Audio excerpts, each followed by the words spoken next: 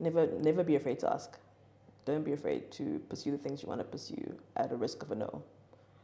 Because at the back of that no, there could be 10 more yeses waiting for you. So if you're going to be put off by a no, it's going to be very hard for you to achieve things. Because no's are going to be there, but there's also going to be tons more yeses. From Cnrjutaanddebeer, imini nomsindisi wesiko, umvelisi Nqango uMelisi weSizwe, formerly known as Wazi Madonsela, bringing you a show about creative entrepreneurs live from the landmark that not only birth SA street culture, but also formalize the street hustle. Cnrjutaanddebeer, special edition, Phola Gumede, Homie Lover and a Friend. Wait, did the title come from the song, Homie Lover and a Friend? No! Okay, yes, actually did. It did? Yeah. Oh, that's crazy, because the first time... But not the R guy one. Oh, okay. The other one. The other one. Yeah, that one. Yes. The more rough one. Not the R. Kelly one. All right. Not the R. Kelly one, please. I want to make that very, very clear. To clean this up, this is another episode brought to you by Good Folks at Yoko, the Brave Edition. We have Phola Gumede. What up, there? From Homie Lover Friend. I've known you for a couple of years now, and very silently though. Yes, I think I came to Homie Lover and a Friend, the second edition. You been? The second edition when you did it in Brixton. I was yes, at what's that place called? No names, please. Okay, sorry. no names of people. No names of people. No names of people. Breeze Block. Yes, Breeze Block. Yes. Breeze Block with someone. That was like our humble beginnings, though. Yeah. You guys have come a long way. You've even toured. What does it take for an event to get to another province, let alone to a second edition? Just ambition. We just wanted to go to Cape Town, and we thought, why not? I think that's how everything has happened with us, even with the beginning of the event.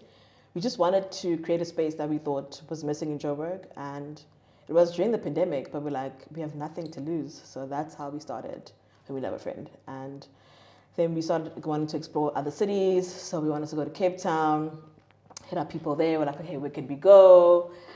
And then it happened. So just about us wanting to do something or collectively together, and then we just put our minds to it. And how do you sit down and be like, yeah, this is how we event title, this is where we're hosting it, how we're hosting it? Because a lot of collectives, friend groups, a couple of friends, they all keep stumbling into this idea that, yo, we want to host a party. We want to host a party because I think that event doesn't cater to this, that does. Because I think good ideas stem from hate. It's like, I don't know about hate, but it's a gap. I call it a gap. Okay. Yeah. So I think we saw a gap in the entertainment scene, or I guess the Joburg scene, that we thought was missing. So we thought that we should just try pursue it. Like our first event, we didn't know where to have it. We had no money. So we were like, okay, cool. There's this cool space that we like in Brixton, because I think we once went there to have like breakfast, and we're like, okay, let's ask. Because I think my thing is always ask. The worst they can say is no. That's the worst I can say. But I'll always ask. So we went to go ask, and they were actually keen. So we were like, okay, cool. How do we make this so that we pay them enough for the food and, for the venue hire? So then we made sure that the ticketing was able to cover that. So we made sure that the price of the ticketing was, okay, cool. Your ticket includes food, but then some half of it then goes to the venue. So that was, okay, cool, we've solved that problem. And then with DJs, we got friends. We're like, okay, cool, guys, but starting off, please, come play for us. And luckily, they were on board. And then with the content guys, twofold, they were starting out, we were starting out, and it just felt like a perfect, collaboration. They also started off not making money because we didn't have money to give them. So it was like the crew on a rider. The payment. We were paying them in, food and drinks. And mimosas. Exactly. But, eventually then we started making money, and then we were able to, pay all our supplies. But it just starts with ambition and wanting to do something and see through. There's always a way around something. You find your way. You find your way. You find your community. How does the invite even go out? Because you're charging people to come. Yes. So how did you incentivize people to come to this experience that no one knows about, and evidently, as you've said, didn't exist before you guys? I think we were lucky that between all three of us, we had our own, I guess, separate communities, and then it all became one community. So I guess our first event was people that knew us and knew where we DJ'd and knew where we played, and they liked our music. They're like, okay, cool, if these three girls are curating an event it must be bomb. Like it's gonna be dope, you know. So I think that's how we garnered interest from people and from our communities to all come together. And it's been so lovely because we always have the type of people that we would like to have at our event, like-minded people, people that want to have a good time and just, you know, relax and listen to good music. Did you guys then package this experience because you have twofold? You have proof of concept. Did you go to brand or did brand come to you? That's always the question. It's like, yo, I saw they are partnering with Yoko. Yeah. How did that all happen? So I think it helped that we all have our individual backgrounds. So my background is digital brand marketing. I worked at a big retailer in Cape Town. So I worked in that back end. So I knew how, when I was working there, I saw how people pitch to brands. So I was like, okay, cool. I have that knowledge. I have that sort of like, you know, skill set of like how much to ask for as well, you know. So Nungi's also an art director. She works in agencies and advertising. So I think we're able to put our knowledge together and be like, okay, cool. We just need to like put together a pitch deck and say, okay, look, this is who we are. This is who we're targeting, and then this is who we attract, and our social media followings as well, and our reach and all of those things. And then we had like sponsorship tiers of, okay, cool, this is like gold, silver, platinum, whatever, you know what I mean? So then that's how we basically just pitch to brands. That's crazy. Yeah. That's crazy. I always look at it, I'm like, yo, this event has the potential to be this. Do you ever look at your own event and reflect and be like, okay, cool, I think we're supposed to move at this level, at this speed? Not really, because I think we're not really trying to go mass. I think we want to keep it, because it's about community, so we want to keep the intimateness of community. We don't have ambitions of going mass, but we want to have ambitions of doing other things, like a festival of some sort, maybe one day, but not like a lot of people. I think because we're all anxious, just like, yo, a lot of people would like really, really scare us. So we always try to keep it as intimate and as like tight-knit as possible. But like there are some aspects where like, okay, cool, we could expand in other areas and like maybe physical things like merch or I don't know. Yeah, like because I think from the second Loveslave, one, you know what I mean? merch. Yeah. How was that like? Because second edition, you already have merch. What led to that decision? That was just like an idea we had. We're like, okay, cool. We like t-shirts, so let's just make it. So we just we got a sample. Crazy enough, I think I was the one who Yes, helped print that t-shirt. And I won't lie, those are actually the best t-shirts we've had to date because that quality and I think the kind of typing that we had, Yeah. I really like. I just don't have one anymore, but I really like those first edition t-shirts. It's so I crazy. won't lie. The world is full circle. I'm like, damn, I remember that. You were part of Because the we were process. selecting the thing. We're like, oh, damn. You're part of the process. Yeah, I think we wanted to do a t-shirt. We're like, why not? So I mean, we have like a dope logo. So we're like, just put a logo. That's it. Yeah. And we did a trial run, and then everyone liked it, and yeah. You guys have grown as an entity. You've grown in a personal capacity. What would you say got you into this creative entrepreneurship journey?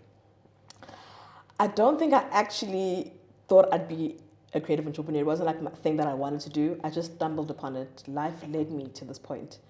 And in every aspect, like being a DJ, I didn't want to be a DJ.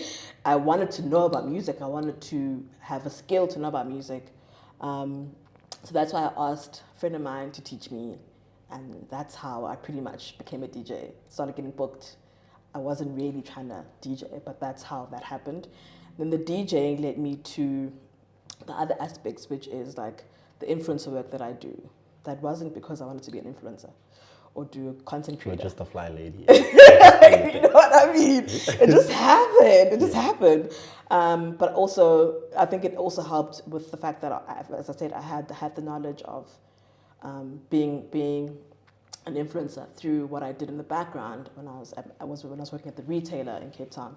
So all of that just came full circle. And even with eventing, I didn't want to be an event curator, but it so seamlessly happened that it was just God at hand, to be honest. I could have never imagined this life or this circle for myself if I look back 10, 20 years ago.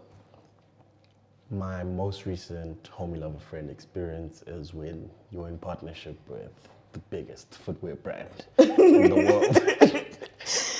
How does that even happen? What's the thing? Because people always look at things like, what's the actual brief here? What makes these two entities gel? Because I think as business owners, our job is to bring solutions to bigger entities who want to partner with us. How did you guys find the synergy to say this still represents Homie Lover Friend? I think so. The brand came to us and they're like, "Listen, we like what you do, and we have this concept in mind, and we'd like to work with you guys." And we're like, "Actually, I think because of the past event that we've done, because we've done like a wellness retreat called Evergreen, Yeah. it sort of was like in tune with that. I think we were like in line with what they were trying to do because they're trying to do sustainability, and we also about wellness and getting close to nature and to yourself." So when they approached us, they're like, "Hey, cool, want to do this," and then we just put together ideas of how we see it coming to life. You know what I mean? So we put together possible venues. We put together like activation points and how we think that all of that could come. I'm curious. And also be representative of us authentically. That's very important for us. It has to be authentic. You did this in corporate as well. So because you've done the brand partnerships in corporate, do you charge for consultancies and giving these companies quotes? Because I'm always like, it's kind of a lot of work you want from me for something that's not guaranteed. I mean, we never used to, but now recently we're starting to, or we send NDAs just to protect our IP. Yeah. Yeah, Have so you seen that it's the not IP in being vain. used? I'm curious now, because the NDA doesn't just come out of the sky. No, we send NDAs sometimes. Did someone use your IP? A little bit, yeah. You can say that. How did you deal with it? We did nothing. You pitched the Because we concept. know, I think we're so confident that we know that people could, I guess, try, take or steal our ideas, but it won't be executed at the level at which we would execute it at. So it's never been that. We're like, okay, cool, you can take it, but it's never going to be as better as how we would do it. Yeah. And getting better, doing better. How's the partnership maintenance? Because I've never worked in a group setting. I always, even when I've... Especially as friends. We're all friends. Does that cousins. also not mean... Kawa's my cousin, Lungi's my best friend. So, yeah, there's a lot to lose. There's a lot to lose. This is a moment in history when there was two variations of the surname. The ones in the west and the ones in the east. There's a lot to lose, so we've always must have that, like, if we come to a point where we disagree like greatly on something, then we're dissolving the company because it's not worth our friendship and our bond. So you guys wouldn't go on tour just for the check? Because people No. do the reunion just for the check. Maybe, but probably no. Kai would probably say no, because, yeah. Damn. Yeah. Damn. And then how are you finding opportunity? Because you've figured out the partnerships, you've refined the partnerships, you've even started signing NDAs for the partnerships. How do you still keep refining the process? I think we just want to, as I said, be authentically ourselves. That's the base of everything that we do. It's not about getting the check. It's not about getting the brand. It's not about the partnerships. It's about us showing up authentically as we want to show up. And if a brand can help us do that, and not just any brand, it needs to be a brand that we are aligned with as well. A big one like Yoko. Period. The brave ones. So it's just about aligning authentically with other brands that have the same vision that we can, so that we can also, put things out and make dope things. We've seen a lot of event companies morph into agencies. Is that something you guys are also looking at? We are thinking of that, yes. We are thinking of that because, funny enough, a lot of companies do approach us. Like we had Birkenstock last year, they came to us and like, hey, we like how you guys do events. Can you do one for us as well? So, we are thinking of that. We're just trying to structure it properly first before we get into it, because we want to get into it blindly and then we don't have like processes in place or resources in place, all of those things in place. We just want to put the layout first. before getting into that. At the beginning, you spoke about how you guys, the first event, you had no money for it. And the one thing I've noticed with my stints at eventing is that you need a lot of liquid cash. Yeah. How's that been for you? Because the sound company wants their money. 100%. Everyone wants their money 50% upfront. All of them. Yeah. And the other company only pays you a week later. Or months later. Ticketing company. No, the ticketing company. Oh, the ticketing company. We're not even looking at the real money. Yeah. I mean, luckily for us, because when we started off, I think our first 2 or 3 events, we were using an online event site. And we realized that they were taking a lot of money from our bottom line with ticketing, you know? So we were like, okay, cool, let's find an alternative solution where we can have a bit of more power with the ticketing. So then the first step was to build a website. So we got a website built. And then we found a plugin that does ticketing on the website. Okay. Yeah. Cool. So then with that plugin, we were like, okay, cool, what's a gateway for us to use? And then we found Yoko.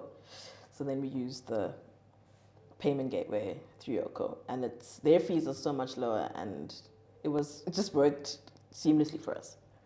Because the bottom line for us was to like just have seamless and lower transaction costs with our tickets, because that's a big part of our business.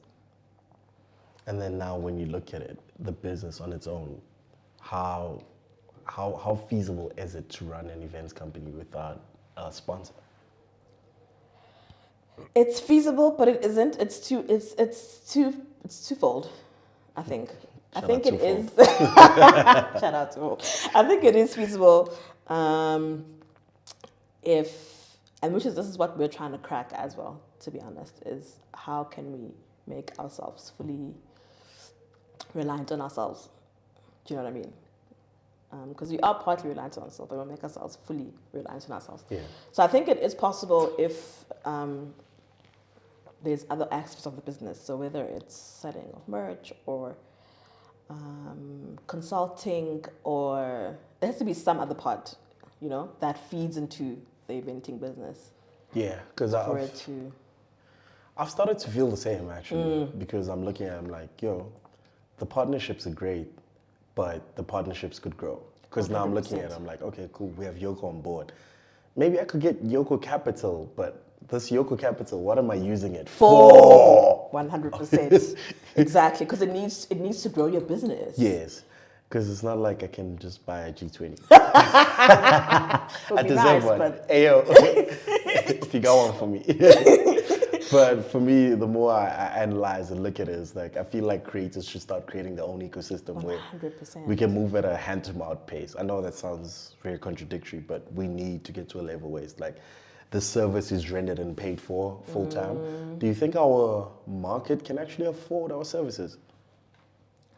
I think if we work together, we could. Because, I mean, most of our suppliers are people that we've worked with or that we know for years. And as you said, sometimes we don't get the money up front. So we'll be like, okay, cool, we got you, but just not now. You know what I mean? So I think it's about just forming those communities within ourselves.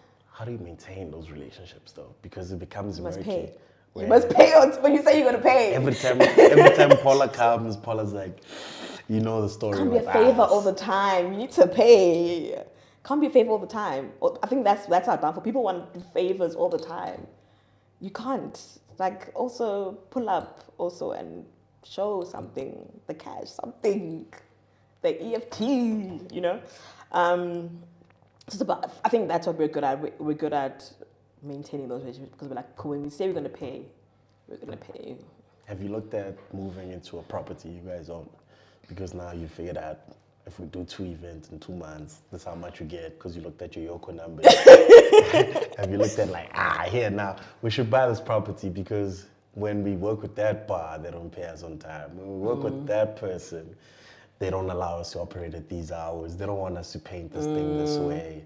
We've thought about it, but I think we want to trial maybe, because we work per season. We're not on all the year. So we're only on from the summer, from like September till about May. God damn, you squeezing the summer in. May's our cut off. But like, so it doesn't make sense to have a property full time, Do you you can not do have- like a 6-month basis, I guess. You guys are not looking at like creating a winter edition? Because I there's a won't lot lie, of it's been in our companies cards that for have a while, but we always just like, oh, yeah, no, it's been in our cards. It's been in our cards. We just haven't thought of a proper way to do it. Let me IP my idea right now. Homie Love a Friend, Yeah, slow cooked edition. but slow cooked exists in Cape Town. No, that's an event, but slow cooked edition is in you just serving warm food. Like a A lamb Like shank with mash. like the bear type of thing. No, Okay, could work. that's all I'm saying. That's my IP, by the way. When I It could sue, We're homies though. What do you mean? Oh, I'm gonna homies. need you guys to classify your Yoko documents, your sales. I just want the sales history. Do you think young kids, when do you think is the right time to actually pursue your ideas? Because you've been in corporate, then you Yeah. did your thing, and Yeah. then you left corporate, now you're fully independent. When would you say you feel like in your life is the right time? Looking back. The universe will push you, because I got pushed out of corporate, so that's when I knew that. Pushed out like CCMA. No, not that bad. Not that bad. Not that bad. But like circumstances pushed me sort of out, even though I wasn't quite ready to. But I knew that I wanted to leave, but like the comfort of being in corporate was still so nice. But the circumstances sort of pushed me out, and at that time, I didn't really know, but I was like, you know what, I have nothing to lose. So that's when I took the leap. And also, I moved because I was working in Cape Town, and I moved back to Joburg in the like literally in the beginning of the pandemic. So couldn't really find a job anywhere else because everyone was like, "Hey, we've got our own issues here," you know. So that sort of forced me to turn on my entrepreneurial. What's that mind. like, that uncertainty? Because a lot of people, Scary. when we see the dark times, like there's no light. It was scary. It was scary. It was very, very scary. Because you don't know what's on the other side of it. You just need to like, okay, take the first step or take the leap. But no one talks about during that time of taking the leap. Things are slow. Jobs don't come through, gigs don't come through or whatever during that time. But you just need to hold on to the hope that it'll be better on the other side, you know? What was keeping you going? Because when we're down, it's like there's something that has to keep you going. What was keeping you there? Jeez, music and my friends. Yeah. Oh, I God. just wanted that moment of silence. Sorry to the For the listeners. dramatic effect. Damn, overcoming has been such a constant thing for me as a freelancer. It's like We you overcome just- constantly. But what's crazy is that it never numbs you. That's so true. Because like you'd expect that you experience this thing so often, so much, and it's like now I just look at life as like, okay, cool, we'll fail 9 times, but that 10th one, I beg, Yeah. I beg. Yeah. What's your word to the youth? My word to the youth is to ask. Never be afraid to ask. Don't be afraid to pursue the things you want to pursue at a risk of a no. Because at the back of that no, there could be 10 more yeses waiting for you. So if you're going to be put off by a no, it's going to be very hard for you to achieve things. Because no's are going to be there, but there's also going to be tons more yeses. So yeah, just embrace the no. That's what I'm saying, actually. Embrace the no. Embrace the no. That's a beautiful one. I think that might be the title. that might be the title. Embrace the no. What do you think the game owes you? I always put this out as like a shameless question, an egotistic question, where it's like an entitled question. Yeah, What do you think the game owes you? nothing. What? Absolutely nothing. Because my love for the game is through my love of the culture and music. It's not for it to give back. It does give back to me. I've seen it in 1,000 ways, but I'm not doing it for the give back. I'm doing it for the love. What would you say to the young kids who just figured it out? Cautionary tale. Figured it out how? Like just I just got that figured idea. out, like, yo, I can DJ. I figured out, like, I can get a good 10 of my friends to attend my Yeah, event. do it. But also, I would say be very individualistic. I think at this time of social media and trending, we're all trying to be the ones who are trending or, with the most views. But if you have a specific niche, keep at it. That's actually what's going to put you at the forefront and cut through all the noise. Cnrjutaanddebeer, Loveslave Phola. Wait. I didn't even ask you about the DJing career. How's it been like being a DJ, actually? Because now it's like you have this eventing platform. Yeah. Are people not booking you in hopes you book them too? I would hope not, because they're going to be disappointed. I would hope not. But the DJing is going well. I still love it. I think it's going at a very nice pace for me. Where I remember there was a time where I had to make a decision if I wanted to be a club DJ or the DJ that I am right now, which I don't know how to categorize it, but yeah, I'm just DJ. You like a beautiful line between ongorongo and soulful. Yes, and that time there was the Amapiano thing, and people were like, oh, you should try. I was just like, you could have been in the UK, right? You could have been in Berlin. I mean, I was in Berlin. You were in Berlin. So I think there was a time I was like, okay, cool, but I was like, nah, this is not going to feel authentic to me. Yeah. So that's why I'm like, being in your niche and being yourself will get you to the place that you want to go. You don't have to be like everyone else. Phola Gumede. Beep, beep, beep, beep. Cnrjutaanddebeer. Shout out to Yoko, home of the brave.